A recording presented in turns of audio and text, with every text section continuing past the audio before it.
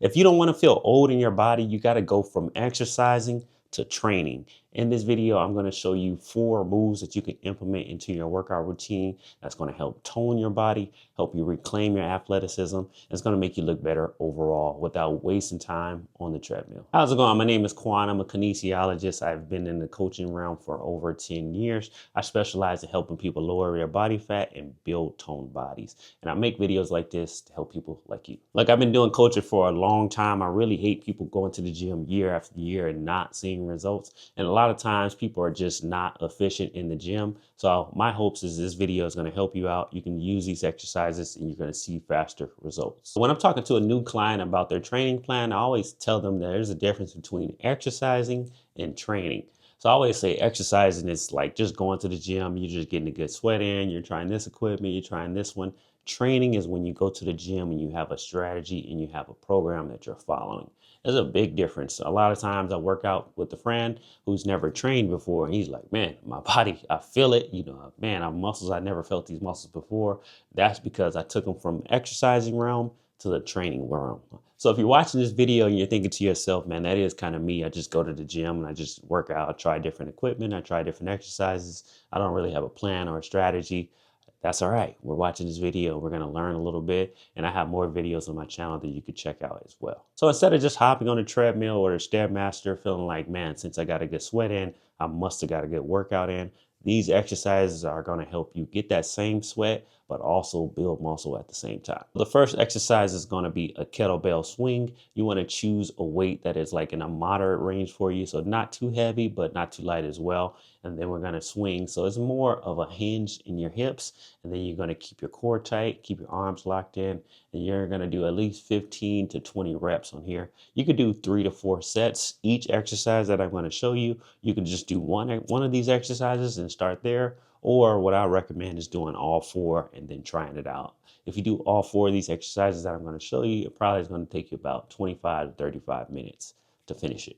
All right, so we knocked out the kettlebell swing workout. The next one we're going to do is a squat to a press. So you're going to grab a dumbbells that are same thing, somewhat of a moderate. That's going to push you, but not too much. If you're a beginner, definitely start light.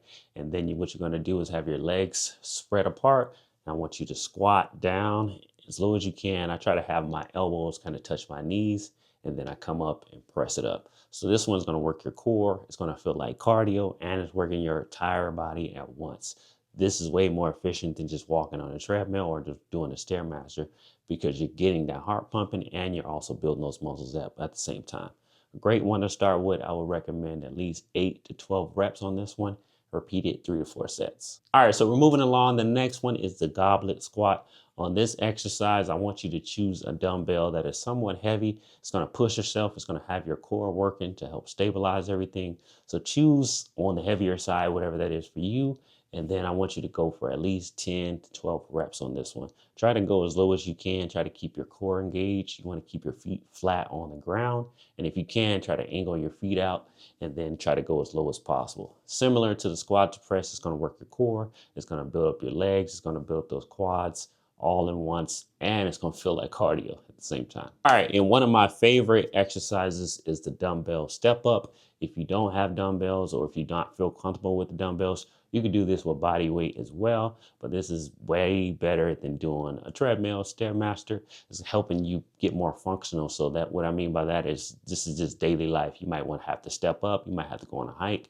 You might have to get on a ladder. This is help you build that functional fitness. So you're going to do 3 sets of 10 on each side. If you're doing it with the dumbbell, just make sure you're controlling that weight, trying not to fall over. If you're not doing it with the dumbbell, just control your body and focus on your form. All these exercises that are recommended are really great, especially if you have any knee pain, any hip pain, any stiffness. It's going to help you move better, more efficiently. Just be smart on the weight that you're choosing. Remember, you're not in competition with anybody else. You're really in competition with yourself. I want you to become better than you were before, and just keep stacking those good days. You're going to be good. I hope this video provided some value for you, and I want you to remember that you want to stop exercising and you want to start training. If you're somebody who wants to stop guessing in the gym and you want a plan that's efficient, it's going to help you get toned up and lose that stomach, hit me up. I'll put a link in the bio. You can apply and see if you're a good fit. Other than that, I'll see you on the next one. Peace.